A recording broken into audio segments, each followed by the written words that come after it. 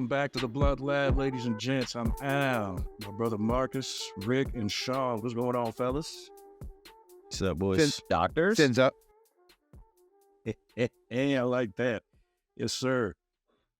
Well, let's jump right into it. Today we're going to talk about Sweet Home, Pet Sematary, Bloodlines, and Leave the World Behind, which just recently dropped on Netflix. So let's start off with Sweet Home. 우리에겐 차윤수보다 강력한 무기는 없어요.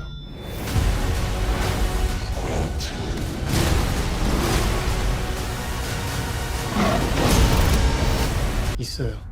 사람을 해치지 않는 괴물들이. 괴물은 괴물일 뿐이야.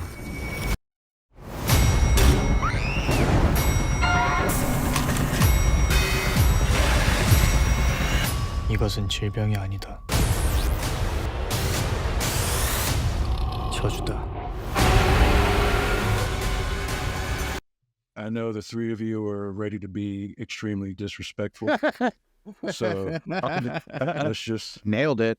let's just get this party started. Always ready, baby.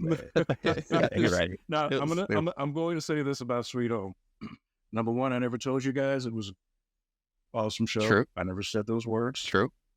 I just wanted you guys to check it out, just to get your point of view on what the show's premise was about.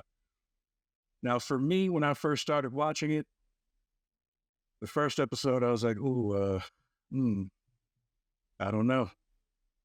But I can't quit on things, so I kept watching. And this was right when the pandemic started. So I was like, let me just keep watching. And the more your timing it progressed, makes sense. the more I was like, okay, I'm on board. Like, again, it wasn't my favorite show in the world, but I was able to jump on board with some of the things that they were doing. I like the monsters. The concept of what kind of monster you turn into is still kind of weird, whether it's based off desire or whatever the case may be. It was a little weird. The translation might be being missed from Korean to English. Yeah, Don't get me that started. Because when you switch it to English and you see what they're putting in the subtitles, it's totally different. Oh, it's completely different. Almost changes the context of what they're saying. To that point, you're like, that's not at all what that motherfucker said. And it's like in a different tone. Like one's disrespectful and like one's super sweet. You're like, what? And I'm like, this is worse than the old 80s Kung Fu Saturday show. That's honestly what it reminded me of I'd a rather lot. watch original Godzilla for the dubbing, bro. It definitely Never it nailed it. definitely gave me that old school kung fu feel with a whole new, in this like time period. But it felt very kung fu-y when I watched it. But at the end of the day, I mean, you gotta hear me out on this. Was it not really just the Korean Resident Evil, 20 years like newer and starting time? I mean, it had a couple of concepts from different things thrown in there. Like in Resident Evil, they're all the same entity. You know what I'm saying? So I do like the creature creation. That's one thing that I've talked to you guys about. Like as far as the positives in the show, I don't have a lot. But the creature creation and the individual creations and how they kind of went with it, I thought that was intriguing. It wasn't intriguing enough that they wanted to explain it. So that's interesting. I certainly did not explain it. Yes, it's true. I think it goes back to what Al just sort of like threw in there kind of vaguely, is that the monsters sort of have this sort of like the way the monster becomes or evolves to what it is kind of based on you, similar to like what we saw in Project Power and a few other things where like it's kind of based on your DNA or your psychology, how that monster comes out. Very loosely, though. And to me, that's not a problem. But at the same time, like if that's what your theme is, if that's what you're setting up as the premise, it should be kind of concise or explain away why it's not as far as a plot line. That's just me. Now, one thing they didn't do very well was it to go to what you said, Sean, it seemed as if like they got a different script every episode and maybe kept a little bit of what they were talking about the previous episode. And like they're almost individual shows. Yeah. There was a lot of bad and a lot of good in this show. More bad than good, though. A little bit 60-40, 70-30. they do know how to Yeah. tug at some emotional strings. Oh yeah. Because there was one scene, like, okay, it was when the older lady was taking care of the two kids, and she was like washing them off and cleaning them, and then as she's cleaning them, they just start fucking crying out of nowhere, and the way they were crying, like, first I started to laugh, but as I was laughing, a tear was coming out of my eye, and I was just thinking to myself, like, what the fuck is wrong with me? And I didn't know. Wait, I feel like those emotional moments might have meant and landed a little bit better if they weren't so fucking haphazard within that script. It's like you're sitting here just kind of dealing with it, and like he's getting bullied and shit, and he's like, yeah, well, okay, and then you go through like a whole scene, and it cuts back to him, and he's like, well, I'll probably end up killing myself today. Yeah. And then the show ends, and you're like, Yes. what Yes. the fuck? Like, That's why I had to keep watching. I was like, hold up, what the fuck? And the kid that was bullying him, the reason he was bullying him, because the sky was blue? Yeah. Again, I don't know if something was missed in translation. That's what I say. I feel like something's very, and I don't want to say Asian like as a stereotype, but there was like No. definitely something that wasn't translated to the very English in Korean. our No, understanding. listen, guys. Yeah, No, real. bro. I mean, we can laugh about it, but a more like realistic point of view on it is it's because I say this all the time about cultures, we're not the same. So, and even that, the same thing with the language. Like, a translation is not word for word; it's more of what it means. No, exactly. You know what I mean? Like, you know what I mean? Like, hey, what up, my man? Doesn't mean, hey, what's up, my man? It's a saying. It's a way of saying hello. You know what I mean? So if you just try to translate those words to somebody who doesn't get that, it becomes like very technical. And I think with Korean, I don't think that was the problem at all. They didn't have a problem Americanizing everything else. it seems cheesy to, I guess the point I'm trying to make is, and this was why it was harder for me to watch it. Let's be real about it. If it wasn't highly recommended by Al, both 1 and 2, us kind of deciding that we were going to have this conversation. If not for those 2 elements, I never would have watched it. So I'm not going out on a limb to say that I didn't have to like push myself to get all the way through it. But there are definitely elements to it where I understand why it's not as enjoyable for someone who doesn't appreciate Korean art. So what you're saying, Rick, is that it was that Twisted Metal was the easier watch than I could Sweet Home? relate to the Twisted Metal way better. Yeah.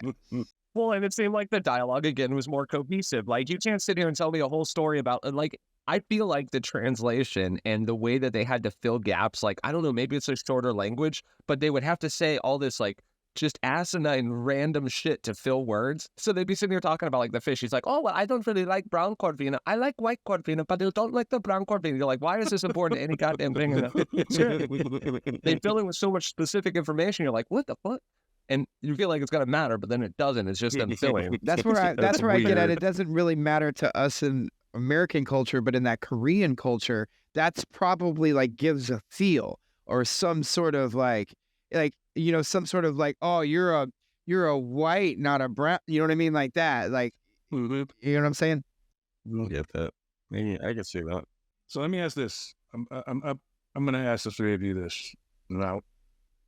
Did you guys have any part of the show that you liked? I already know you guys disliked it.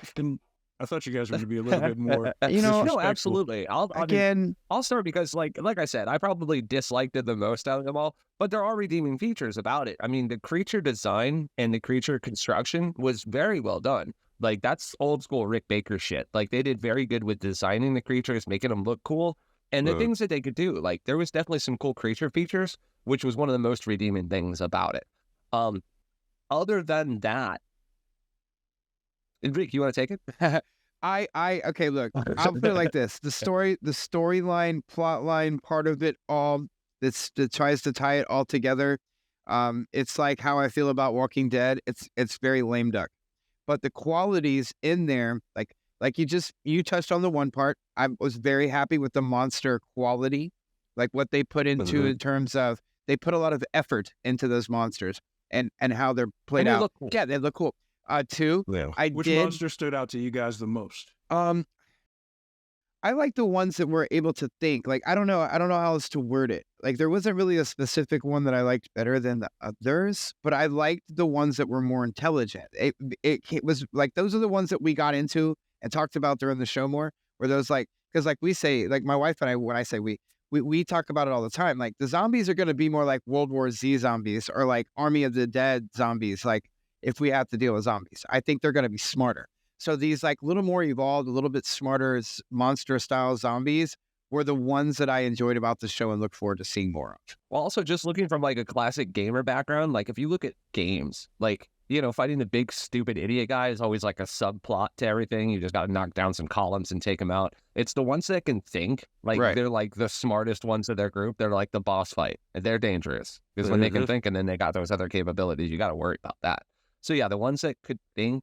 I did like the big bulky guy, the big like weightlifter guy, where they pitted the two against each other. That was kind of when dope. they like, fought, there were that was certain really parts good. That were cool. Yeah.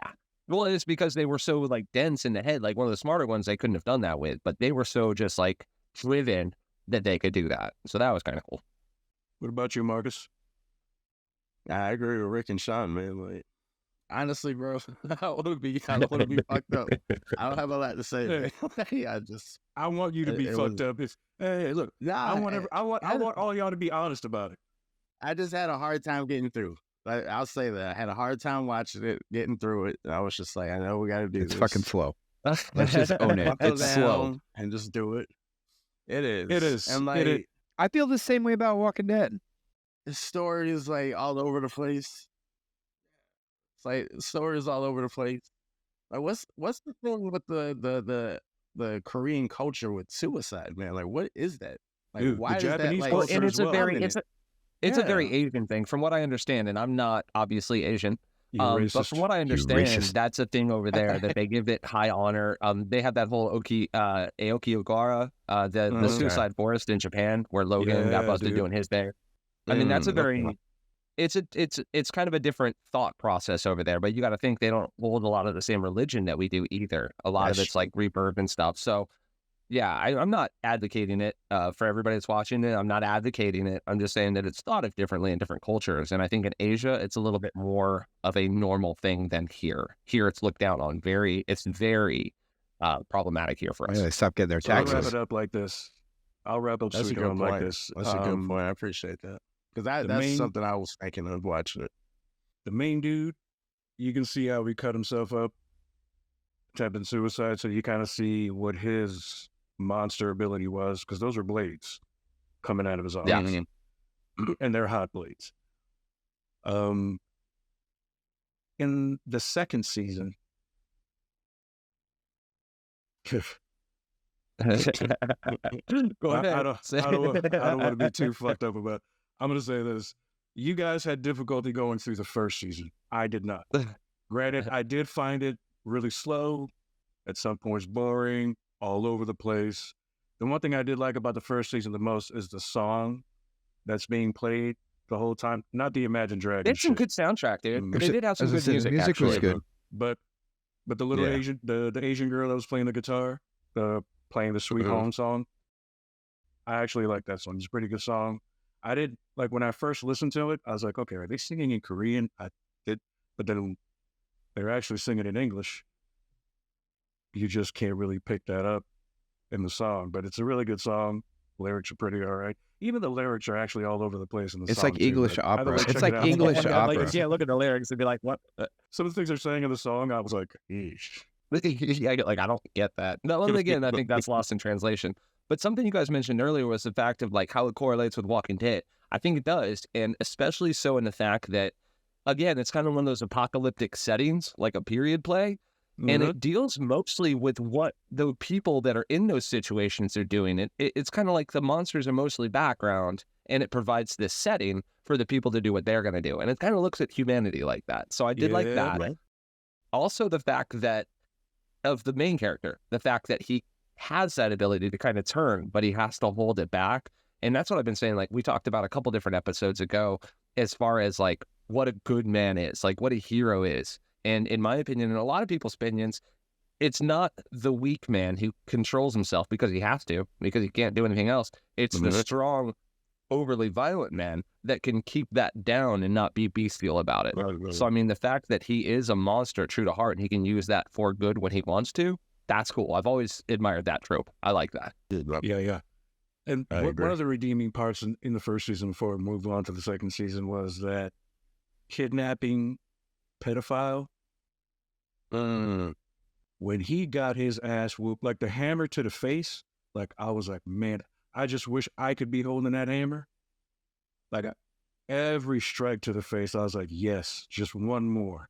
Just one more. Well, that's what I'm saying. Like, there's a couple of comeuppance, like the old guy that beat that chick too. Like the guy that you could tell from the Yeah, very beginning the was very Weiss. controlling, very domineering. Yeah, when you could tell, like it was off screen, but you could tell he was beating her and getting physical with her and shit.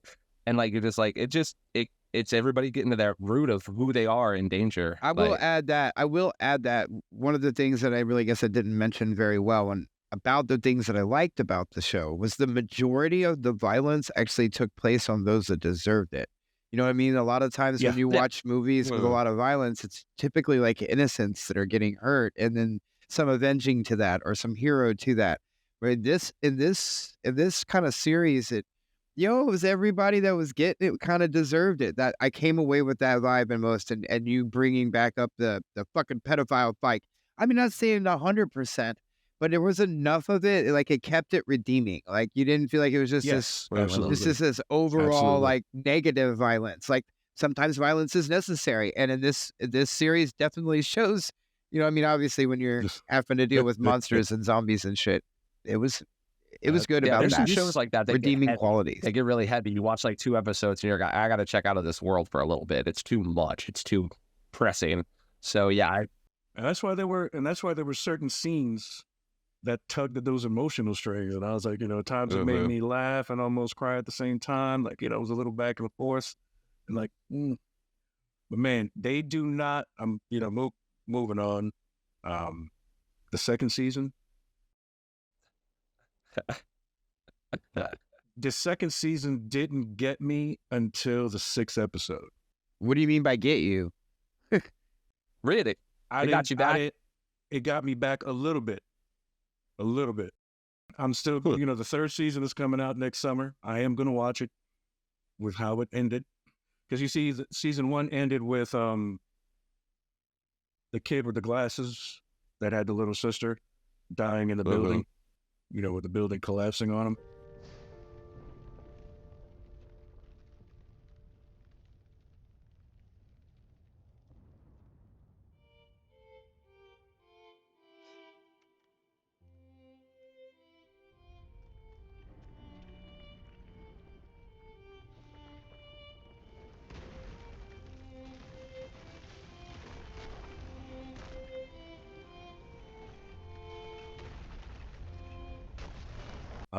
The sister in the second season is spending her time trying to find him. And I don't know if you guys remember that the fireman lady, she was pregnant looking for her husband. Well, she gives birth in the second season. Okay. I think I saw that in the trailer. That's right. You were telling me. You were telling me about that. What she gives birth to almost kind of reminds me of Z Nation a little bit. Stop. So in Z Nation, Murph was given a shot for the cure. If he bit you, he was able to turn you into like a half zombie. He has a daughter who basically can control zombies. So what that fireman lady gives birth to, all she has to do is touch you, and she can turn you into a zombie and control you through telekinesis type of shit. So that kind of brought me back on board a little bit. And then the season finale, not during the whole episode, they were showing like people finding big ass cocoons or whatever. Well, at the end of the season, one of the cocoon hatches, and it's the brother that died in the first season that comes out of the cocoon.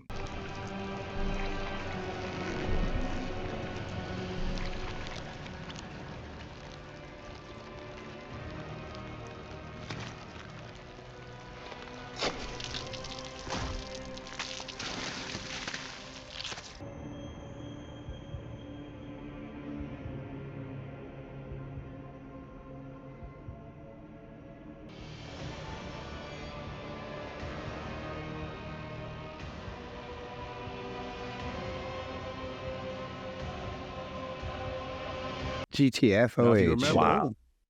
if you remember when he was dying and the building was collapsing on him, he was turning into a monster. Yeah. He was switching out. I figured we'd see him again. So It's I definitely a figured- weird show. Oh, But, it is. like it deserves a follow-up just to see where they're going with it, if nothing else. I mean, look, I'm not going to, again, I told you guys, I'm not going to force you to watch the second season. That's up to you. No, that's what I'm saying. Let me know. Let me know Oh. how it goes. I finished the second season already. Let me tell you. I mean, again, A lot of next series. summer, I'm waiting. A lot of series, like with the third season scenario with that. A lot. I mean, look, most of the major series that I have watched, whether binged or mostly binged, I don't get into them until after they're completely done filming. I'll give you some perfect examples. I did not watch a single motherfucking sode of Game of Thrones until about 2 years after it was completely done. So I got to watch Missed it out, the whole though. time. Yeah, And nope. there is definitely times throughout it where if I was having to wait each week to watch this, I probably wouldn't watch it the next week. Being able to watch it in its entirety makes it much more enjoyable because I can tune out the shit I don't like as much. And this show probably falls in that category. Another one was The Office. I'm Office fan number one. You guys all know it if you know me personally at Sure. all. But I didn't Sure. start watching Office until 5 or 6 years after the motherfucker was done. Like, I don't get into Oh, I'm most always late to the party, too. same thing. I'm always late to 70s the party. show is another one that I didn't get into until it was done. I don't really like to watch them until I know I can get to the conclusion or I don't want to watch it. I don't want to get stuck hanging. Well, and I don't like hopping on trends either. I'd rather something that sticks around and has that staying power. Like people are still talking about it 6 months later. Okay, I'll give it a watch. Like Game of Thrones was hot for years And afterwards. I think, so I was like, all right. we've mentioned this a few times before. I like the right amount of time length of the show. Like, 4 to 6 seasons is probably enough for most shows. Once it starts getting over that, it starts getting saturated with dumb shit and them trying to compensate to come up with what to write for. They've already wrote out like the original plot lines. So now it's like, okay, what do we do with that? Not what the original thought processes were. So, like Ozark, Banshee, stuff like that. I like them 4, 5, 6 Yeah, I was seasons. going to say, like, even though they have that lore that you can do, nobody wants to sit through like 12 seasons. It's just by the time that you get to that point, I don't know, you're oversaturated with the characters and the plot and the whole theme of it, because at the end of the day, it is very similar no matter how many seasons they change, or like with Walking Dead, how many different towns they Oh go my to. God. It's very, it's very cookie cutter the way that it happens. Slight differences, slight variances, but it's always the same shit. And so after 8 or 9 seasons, you're like, what can you possibly do? And then no nuance comes, you're done. So Al, I'll ask you this real quick before you move forward then. Like how many blunts do you rate in the show? Like personally, I know you like the show, but where do you really rate it? That's a good question, actually, for all of us. Where is it? Honestly, I'm going to rate the first season. I'm going to give the first season 2.5 months. Oh shit! Okay. 2.5 months. Damn, that is low, bro. Okay. No, The for way him, you yeah, was that's what I was gonna say. He's like, no, it's not great. The way you were selling it, bro, I was like, damn, I thought it was gonna be at least 4. Because again, I didn't hate Sheesh. it. I could get through it. Again, I was able to get the second season. The second season literally gets half a blood for me. Ugh. 'Cause Wow. they didn't get me till the 6th episode. Like I said, I'm waiting Too till the little, too late. Yeah, I'm gonna wait. I'm gonna watch the third season. Because again, I told you guys, I have this thing. Once I start something, I have to finish it. Don't I can't quit. Yeah. I know you guys are Oh, it's like quick to not jump going off to the end of board, the jump song. off board. Was better than But yeah, me, bro. 2.5 bloods for the first season, I quit. half a blood for the second season. We'll I see quit what's a show up. in a heartbeat. I'm with you What though. about you? Before I move on, I give it 2.5 blunts. That's about what I was gonna give the first season. I haven't watched the second season yet, but the you don't need to. You really don't the need to. concept But you of should just give the it. concept of that particular offspring yourself though mad. has gotten me want to watch that. So I mean that alone, true. Hey, That's if you check interesting. it out, we can Watch talk episode about it 6. more. right? You know what I mean? Marcus. I'm trying to think of what I gave Twisted Metal. I think it was like half. Twisted Metal, you gave like a half. No, it was like a bowl at first. And Yeah, that's because you're disrespectful. Cash bowl. I give it Straight like distance. 1. I give it like 1.5. 1.5, 2. As I was saying, it wasn't like the worst show I've ever seen, but it was not. Yeah, it's not my cup of tea. That's for sure. Sean. And I'm gonna go right in with y'all. Like honestly, yeah, I'd say 2 is solid. I can't go to 3 because that means that it's over halfway, and that's not the case. But no, there was some redeeming features, man. Like I said, the creature creation, like there's some really cool stuff in there. So it's not a 0 at Right. all, but No, it's right. not great. Now we're going to move on to this next movie. And it wasn't a terrible movie, but Wasn't a great movie. I didn't hate it, yo. here's the thing. No, you didn't. Is it Pet Sematary Bloodlines? This evil is something different. I know, Marcus, you didn't get a chance to watch it. It's okay. You're not missing a fucking thing because No.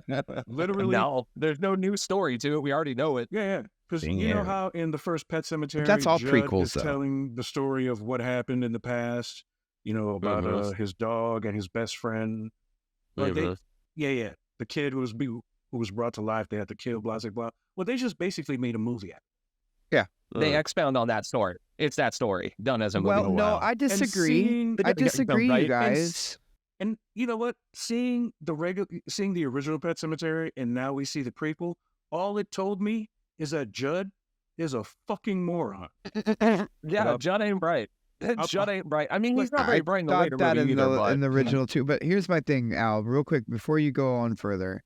It does give us a lot more of a backstory on how intertwined the families are to the fucking burial ground. Like, we get a whole explanation as to why it's like it is and how come it stays, these families keep getting pulled back to this town. And we didn't learn none of that stuff in the original. So I did gain some new stuff in Bloodlines. And I think that's why it's called Bloodlines, because it teaches us.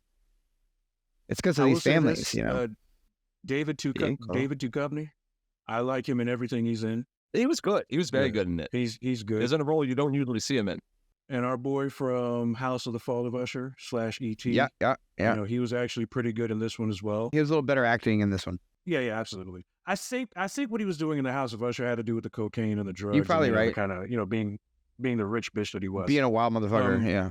But in Bloodlines, with what happened, what he witnessed, I understand why Judd stayed behind to protect, air quotes, if you're listening and not watching. Why would you allow Lewis to bury a cat and start this shit all after what the fuck you just went through? He's shot the fuck out, and it's many years later. I'm telling you, that's part of the... Well, that's what I've always said, because, like, that's just dumb. That's just dumb shit. But at the same time, like, that is the pull of the cemetery. It looks for those weak-minded people. People, and yeah. that's kind of what they explain. They look for weak-minded people to get that process going again. And so that's kind of where I get it. Like, it did need a little bit more pulling, because, yeah, why the hell would Judd bring Lewis up there to bury his cat, knowing what happened? But again, it's the pull of the earth, and he says it at the end of the old movie too. He's like, Lewis, I don't know why I took you up there. I guess I'm a fucking idiot. That it. And it is like, yeah, he's like, I was dumb. That was dumb. I shouldn't have done that, because now your whole family's dead. Yeah. Like, for me, you know, again, Judd is a fucking moron. I give that movie 2 fucking blunts. You know, 2 blunts. That's all that movie gets from me. It's good to see that Judd was always so stupid. You know what? Yes, I second that. That fucking moron. That dude's a fucking moron. Yeah, 2 blunts for me. He was definitely not the brightest one in the bunch, but I did enjoy the backstory with it. I'm a little more nostalgic on it, I think, than y'all, and I think it was a way better film quality than the original Pet Sematary.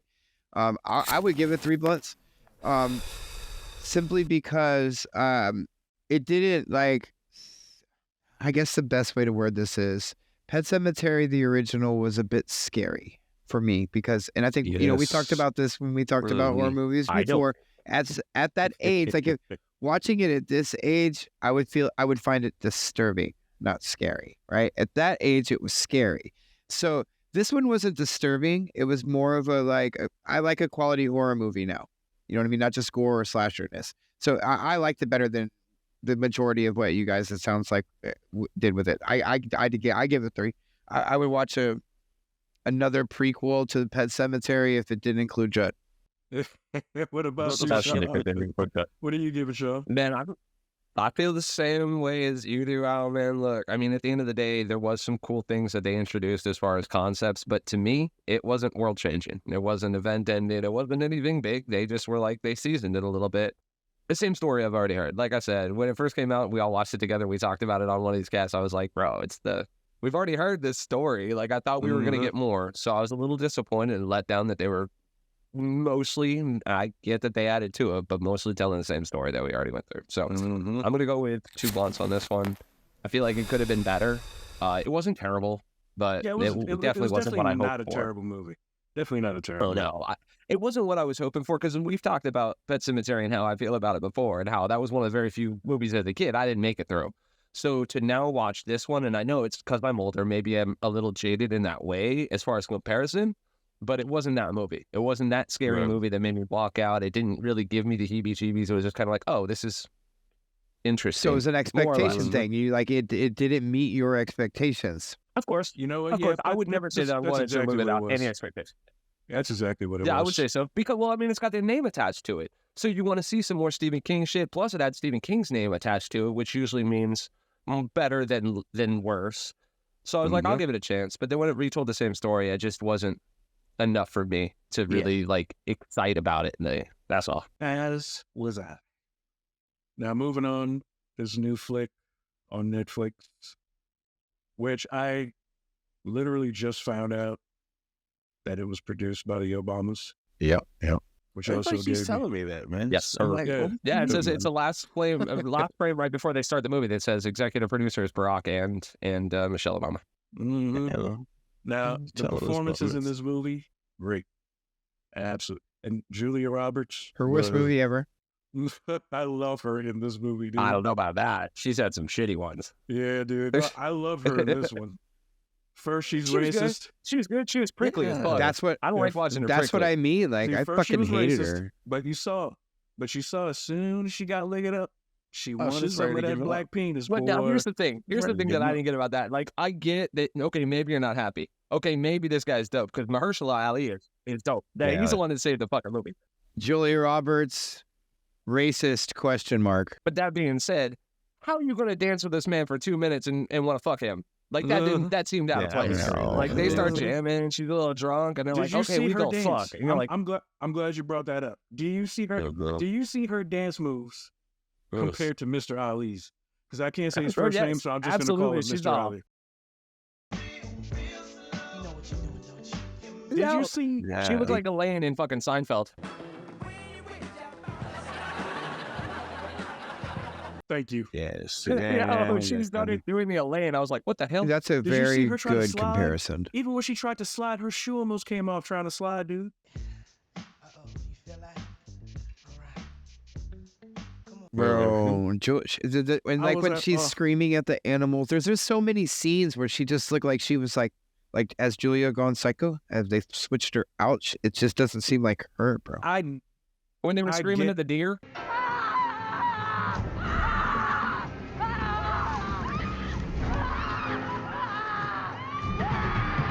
Yeah.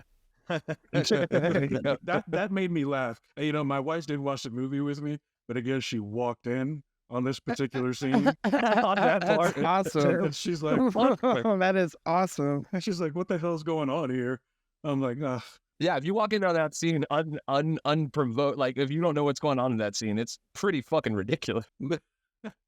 Like, with everything that was going on in that movie, I can see playing out in real time. And that's, I think, the most Now, important part of this conversation about it. I feel like we've gotten pretty close to a couple of those things a few times. Like we've seen it coming down the road. It just never materialized, but it's right there. And it's coming. And you notice how when Ethan Hawke is trying to run away from what he thinks is something, but then it's just pamphlets and it has the propaganda.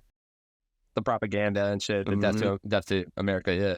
And then you fast forward to the end of the movie where you have 3 great actors in one scene. Kevin Bacon, Ethan Hawke, oh yeah, that was and phenomenal. Mr. Ali. Okay. Mr. Ali comes up like, hey man, you know, we're friends. He's like, you know, we're friends. All right. Kevin Bacon lets him know. And, you know, Kevin Bacon actually is being really polite. Oh, I got so much Al vibes from that scene. That first scene when he comes up for the medicine, I was like, this is so Al. Mhm. This is so Al. What I got isn't your business. Danny, come on now, it's me. We know each other. We're friends. That's the old way, George. You're not thinking clearly. Danny, what are you saying? You telling this man not to take care of his son? Nothing makes a whole lot of sense right now. When the world doesn't make any sense, I can still do what's rational, which is protect my own. What you do is your business. And he's being super polite. And then all Oh, he of told him, them- he's like, hey, I get there's problems. It ain't our problem in here. Exactly. You know what Y'all I mean? fuck off with your shit. Yeah, and I get that. And then it turns from, hey, we're friends, to, hey, we're not leaving until we get what we need. Real fast. You see how Real quick fast. that happened. Yeah. Human nature, bro. Human That nature. fast. And you know, the best part about that, I'm glad that you brought that scene up, because the best part about that scene is Ethan Hawke's complete surprise at how fast it escalated. Like, he's just looking like, what the fuck? Whoa. He's like, Whoa. whoa, He even whoa, got whoa, in what between is the going Tell it on on here? face. He's phenomenal. Yeah, They all three of them were great in that scene. And, you know, Ethan Hawke, Yes. you know where he's coming from. You know, he's trying to take care of his son. And he's, Yeah, you don't want to see nobody shot over it, though. That shit's crazy. and even Ethan is being polite about it because he's asking. He's not looking to take. He's asking. Kevin Bacon is being polite about letting you know, like, hey, dude, you guys should have been Not the one. preparing the whole fucking time. Basically, is the tone. Oh, he even says it's something about, he's like, oh, I've been telling people, the news has been telling you. How many things you guys got to hear before you fucking don't believe it? Like, he's like, that's crazy that none of you. let me lay this on you guys, okay? I have a few questions that it rises that I feel like the most beneficial thing to come out of reviewing this particular movie is to have these type of discussions, right? So if you were at, well, you can, I want to know what both of your sides are to both be A, the owner, and B, the renter. You have an Airbnb and this shit goes down. How are you handling that situation? Oh, Mr. Ali and his daughter, by the way, who has... That was an interesting dynamic to have to Yes. explore. Mhm. For sure. Well, I mean, Very. especially considering, and we've talked about it before, the preconceived notions of the white family that's there and how that directs their interaction. It didn't have to go like that, but it did. And you could tell that Ethan Hawke is obviously the least racist of the two because he has no preconceived notions about who these people are. He's just like, honey, maybe we should listen. It does look like their fucking house. And let's help a little bit because, you know, we... And they Yeah, were being she's polite. like, nope. Nope. Ali and his daughter Yeah, were it's- polite. They could have been like, get the fuck out of our house, man. That's what I'm saying. Like the way that they went at it too, and he was very sophisticated about it too. He's like, "Look, I can understand how terrible this seems. This is an unfortunate situation, but perhaps we could." And she's like, "No, fuck that." So it's kind of like, look, man, you got to meet people on that level. You can't just fucking be the fucking asshole. I mean, when people are trying to- I'll say it straight up. At one point, I know Julia Roberts wanted to say, we are not letting these niggas stay in this house. That's what I'm saying, dog. She sounded so I know she racist. wanted to say this. She said everything but Oh, that. She was my basically like, God. Yeah. There was also a lot of symbolism. Okay, look, I'm sorry. I just, I don't feel comfortable staying in a house with people I don't know. In it as well. I don't know if you guys caught it. Oh, absolutely. Like a lot of the way that the pan shots are and the stop shots, and then like instead of having the dialogue that's occurring, whether it's a monologue or two people talking, it's never really centered on those people or the person. It's always like this, right? And then there's something here, these specific times on the clock and the specific spellings of words and how there's certain letters highlighted out. I don't want to give too much away in a spoiler fashion, but I do want to bring it to the attention. So folks, when they watch it, they look a little more for it. Oh, yes. It's good that you mentioned that, dude. I noticed that from a lot of Netflix things. Netflix is very into the details. Like, that's why their movies have been successful, in my opinion. They pay a lot of attention to details that most movie companies leave out. Like, they always have the coolest lightings. They always have the coolest fucking soundtrack. Like, they pay attention to newer age things that succeed in movies, and Netflix has made a very good platform from it. So, that being said, yeah, you're right. Some of the shots in it were really fucking cool. Well, they're also extremely left. They're also very extremely left. I mean, that's everybody. That's all big There's business a lot now. of symbolism But as far there. as the shots go, it was cool because there was a scene where Julia Roberts was laying down and he dropped a water glass in front of her face, and it was like her face sideways, but it was upside down because of the water. Like, there's some really cool shots. Yeah. But to answer your question, Rick, I roll up to my house with my daughter. I'll play it polite just so that I get into the house. And once he opened up that liquor cabinet and you saw that piece, things would be a little bit different. Well, once you opened up the liquor cabinet, there should have been no fucking question that you knew where the fuck you were. And then the tenant, Ethan and this chick knew they were in an Airbnb. So you need to, at that point, negotiate. All right, look, check, bro.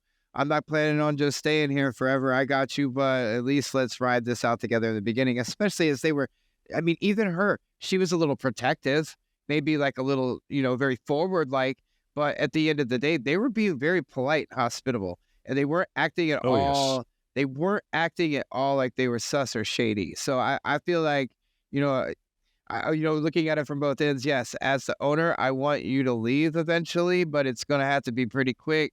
And at the same, I wouldn't have rented it. I don't know. I'm funny like that too, especially with Airbnb, which is why I thought of it. I'm like, well, anybody that I would have rented it to would have been someone that I know that I could probably have to go there and be there with them for at least a day. But I mean, seeing how things played out, I guess it worked out for them. Because I mean, I will say this, the one that got on my nerve is a little girl. She got bitchy at times, not gonna front. Well, yeah, she was a little bit overboard because it didn't have to be all that. And not only that, but I mean, there was some, okay, we'll get to the point in the movie that I didn't like. There was so much inference and kind of some bullshit drawn, like, okay, look, yeah, Ethan Hawke's character was kind of scummy and shit, but at no point did he infer that he wanted to fuck her. And she started telling her dad that he was trying to fuck her. And it's like, I don't think that was the case. I mean, he seems like a good dude all in all. But then you're trying to assume that dude wants to fuck you as a teenager too, and that's painting this character in a bad light. That's weird. And I'm pretty sure Ethan Hawke saw the hair under her arms and said, "No, thank you." Okay. I was not. So, I knew I was gonna say. Why are we watching another movie that they specifically showed us hairy armpits on a woman? Like, for real, bro.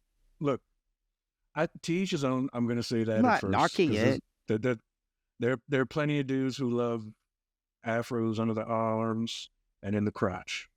I'm just not one of those guys. I'm just not that guy. She's a beautiful girl too. She's a beautiful girl too. I don't think any of the four of us are that guy, are we? I'm not into that hairy shit. No It goes back to what I'm saying. It was symbolism. It's not just because she has hairy armpits. I promise you. It was because the production of this movie was one of the things that wanted to get put across ever so slightly. Just like the last one. So one thing that I didn't get, maybe you guys can help me out about this. The one thing that confused the shit out of me was the whole reveal of the movie was when Kevin Bacon talks about, okay, well, maybe it's these guys, and I figured this. And granted, they're still not supposed to have any confirmed idea at the end of the movie because it leaves it kind of open-ended. Because Kevin Bacon says the Koreans. He's talking about the Chinese, whole plot maybe. Of step what do you one mean? is this, step two is this, and then step three is let the motherfuckers fight it out over themselves. And that there's just going to be so much confusion that they fight it out over themselves.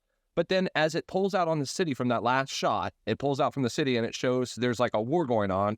And then it shows a news report about how there's like the fucking renegade forces. There's an actual invasion taking place currently. And I'm like, that doesn't make any fucking, why would you make the reveal? This whole thing about step one, step two, step three, where we take each other out. And then there's an invading force. That doesn't, I mean, the whole point was confusion, but that was stage 2, not stage 3. So I don't know, man. It seemed like the end, I feel like they just had to get out of there somehow. Yeah. The way I saw it, we have middle-aged men crossing the borders right now. No women, no kids. Great numbers. In mass numbers. So that's kind of where, when they were like, they were saying there were invasions taking place. That's kind of where, we kind of already know these guys were already here and that the shit was going to happen here. True. With the way he was saying in that monologue, which was a great monologue at the end of the movie, when he was that's how he, I've said it before. Again, things played out politely in this movie. in real life, it's not going to play out politely at all, in no way, shape, or form. I would say because it had just hit the onset, I think we would have seen that if they dipped in a little bit more. But yeah, they took it very polite as far as like what we got to see. That was a very nice interaction. It doesn't always go that way, especially when the shit hits the fan. Well, no doubt. So that see could them all come work together at the end there was good. I think that was they were trying to say, hey, look, shit's getting ready to go down. You know how like when there is an emergency, when you're in a like public place and they're like, please remain calm, go out on a single file, because they don't want everybody running out and making it chaos and worse, right? That's 100% what these type of movies are angled to do, is to start to dictate our reaction to real events. If I hear please stay calm, walk out in single file, that means I need to run. My ass is pulling a George Costanza and getting the fuck out of Dodge. I think I smell some smoke back here.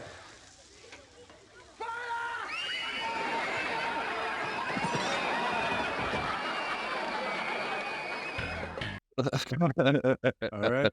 Yada, If yada, you yada. see me running, you better run too. Don't ask questions.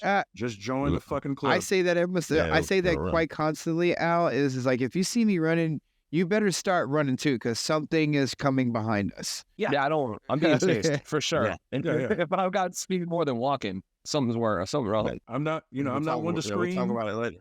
You know what I'm saying? We can talk about it later. We'll talk about when we get where we're going, man. It's fine.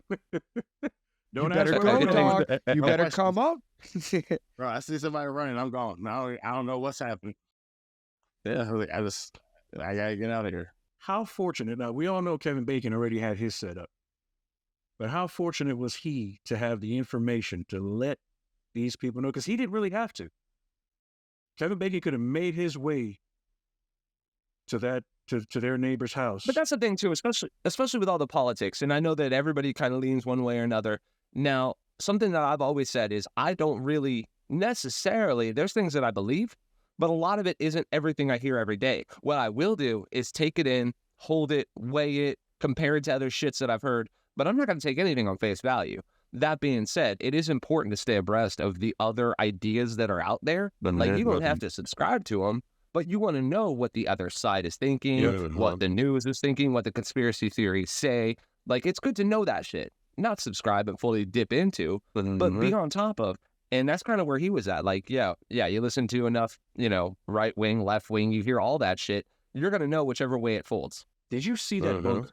That was dope. Did you guys see that fucking book? Yeah. That's it, bro. And here's what pissed me off. Here's what pissed me off a little bit. Because, again, to go back to that little girl being fucking annoying. Oh, Jesus. All you cared At about least they was had friends. Exactly. Friends. Yo, I was looking at that whole lot. I was like, yo, hopefully they don't have friends. Fuck her. And to see the way she was, I'm like, no friends. and another scene my wife walked in on is that little bitch sitting at the table just gorging on all that food, Grubbing and watching Friends. And like, my wife kind of knew it was a post-apocalyptic movie, so she's like, "Is she wasting?" I'm like, "Yes." They're by all her running around fucking outside self. trying to find her, For and they hardly have any food, and she's in there just munching.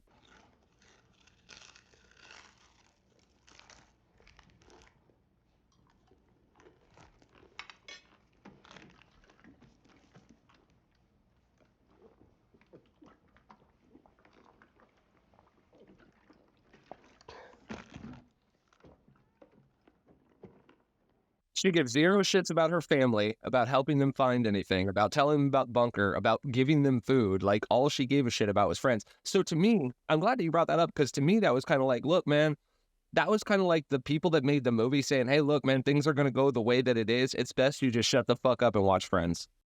Because she's the only one happy at the end of the fucking movie. You know what I'm saying? Like, she's the only one that's happy. She finds fucking Bunker, sits down and watch Friends, and she's got the biggest goddamn smile.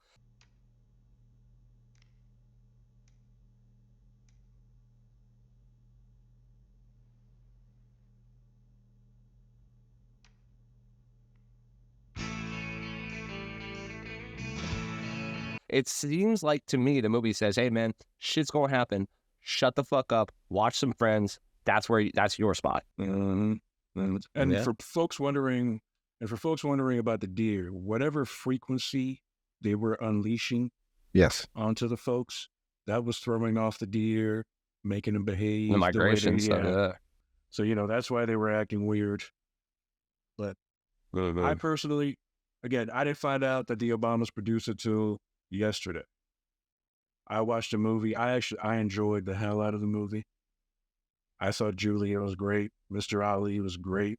Ethan did. Ali his was role. amazing. I don't know what I the can't fuck. wait to see it play. Oh, me too, man. Yeah, he's gonna be played. Yeah, he's gonna kill it. I don't know what the fuck bit their son to make him lose his teeth like that, or maybe it is the frequency. They said it was the frequency though, right? Because he didn't like cover his ears. Well, he did get bit by that bug though too. You saw him Oh, pull like yeah, that he leech did. off of his leg. He was Yeah, the only that's one that true. got bit, and they do That make a is reference to that. So that might have been it too. But yeah, but that was a hard scene to watch, man. That was Yeah, that was fucking hard. raw because my That teeth was was not great. horrifying. I was sitting there watching. I was like, oh god, damn it. Yeah, them teeth started coming out. I was like, oh shit, Oh, bro. what is happening, bro? Oh That my shit god. was raw. So let me ask this: would you guys seeing out there, because you see how the girl and Julia see what's going on, and would you guys stick together in that situation at that point? I gotta be honest with you. I don't come with those preconceived notions. I mean, I do. We all do. We all do. So to say that we don't is bullshit. I would 100% depend on how the vibe is that I get off of you. Yeah. If I'm I gonna feel play it like by we ear. can be And a the way that team, I would rather have, because there's benefits in numbers to an extent.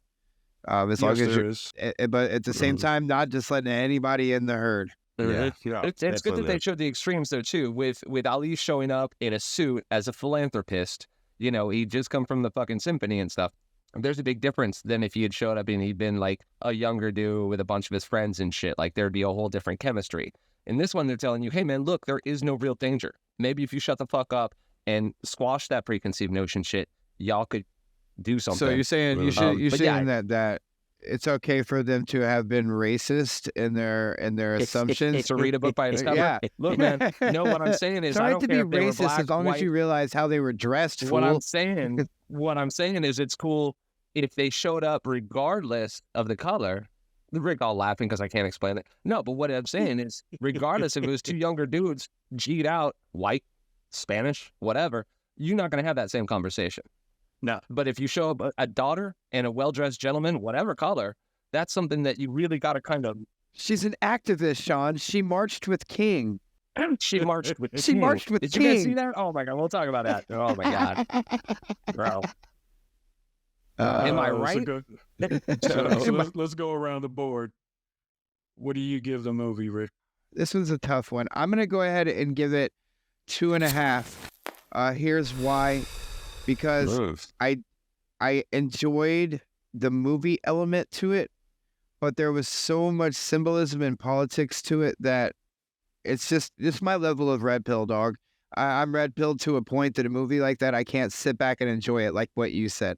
I already knew what I was watching was a whole bunch of propaganda, so I watched it from that angle, and so that's why I'm not rating it very high. I give it like it's plus Julia made me feel weird too, like she's a fucking clone now. They probably got her and dancing Kevin. made me feel weird. Feeling like Julia and Kevin have probably been switched out. So with that said, I'm giving it 2.5. Sean, you? I'm going to go with 3 on this one, honestly. Like, it wasn't great. There was a lot of propaganda. I feel everything Rick's saying, but it didn't take me down from where I was able to observe it from kind of just a look back at it. That being said, the acting was fucking phenomenal between Ali, Bacon, Ethan Hawke's one of my fucking all-time favorites. Like, there was some incredible acting in there. There was some terrible acting, too. The Like, young from the lady little with the hairy girl. armpits was good, too. Yeah. But she was good. She was very good. I don't know her name, so I didn't want to speak on it. But yeah, she's a good actor. She was kind of a bitch and hard to watch. Dice noticed But right other than away that no, her nipples get hard very often. They do. Yeah, yeah, she was good. They were all really good in their roles. So there was a lot. The acting means a lot to me in a movie and how they kind of leave you wondering what's going to happen next. It did that for me. Again, it wasn't great, but I feel like it was redeemed at least to a 3. That's a solid 3. Marcus? I'm thinking like a 3.5, 4. I'm leaning between the two. It was like I enjoyed the movie, you know, like propaganda and everything aside, you know, just the theme of what was happening and just how human that shit was. Like, not even how it ended, but just the fact that this is how this would go, and this is how humans would be with each other.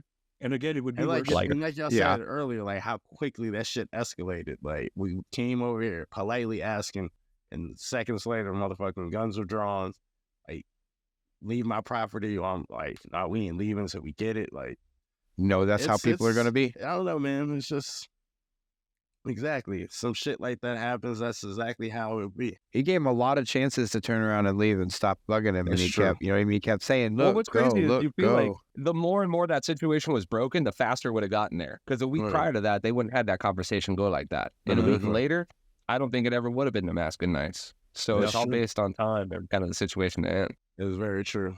And then, like you said, it's the beginning of everything that's happening. So everybody's still kind of like filling it out.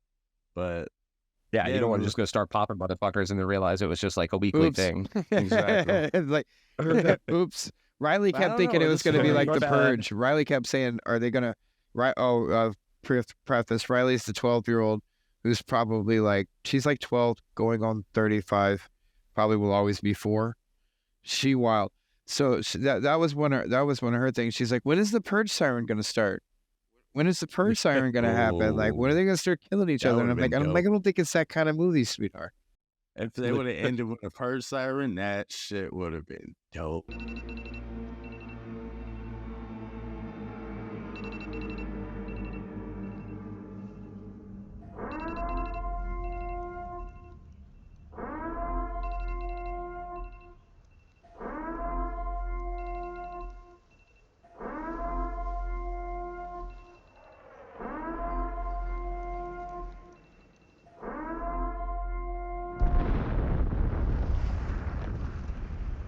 Yeah, you were right. Like the very ending, you just Yeah, right into it. Right into You it. now have Right into the next 24 page. hours to Oh, claim shit. everything you want.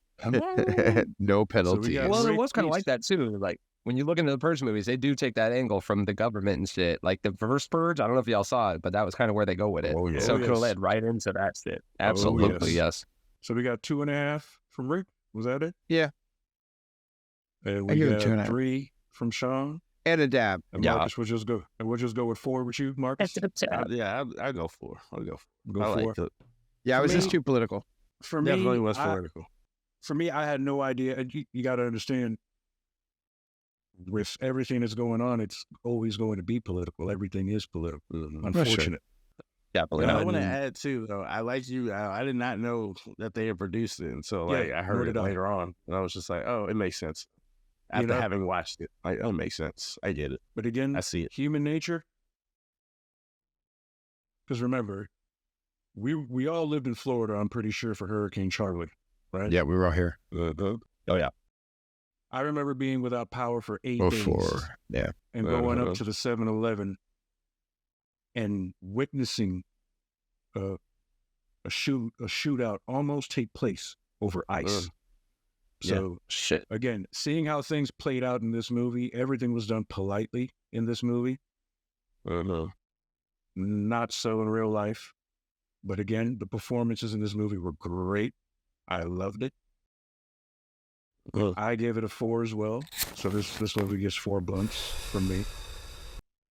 And thanks for the recommendation, Marcus, because it was on my list, but I saw it was like 2 hours and 20 minutes, and I was like, but Yeah. it didn't feel like 2 hours and 20 minutes, because I was just so many people talking about it. I was like, "Oh, we gotta watch it and talk." I like about the it. fact that it kept me engaged, like every bit of it, no matter what the propaganda. you That's keep why you've engaged, you heard wanna so know many what's gonna people happen next. talking about it, because it was definitely let's call it Absolutely. a CIA fucking Netflix flick. Well, and I will say this: like, I don't want to take anything away from I don't want to take anything away from what we're discussing, but I will say, executive producers, it's just another fancy name for the motherfucker that paid for it. It Yep. might not be a message from the Obamas. It might just be that No. they said, "Hey, Obamas, you got a shit ton of money, probably more than you deserve by being in office." But it definitely seems like they fucking just had remember, an idea. the elite have to tell us so that they don't have bad karma. All those people that use the spirit realm and the things that are associated with that, there's a payment. There's a payment for everything, both good and bad. And if you do, it's basically a way of saying, look, I told you it was going to happen, so I don't have bad karma now. But I definitely recommend checking it out, folks. Yeah, check it out for sure. Yeah, worth a watch. It's all the Absolutely time. worth a watch. It's all the time we have. So yes, if you guys are looking for any artwork, please check my nephew Nate out. His info is in our bio. Also, we have some Yes, merch. sir. Please buy.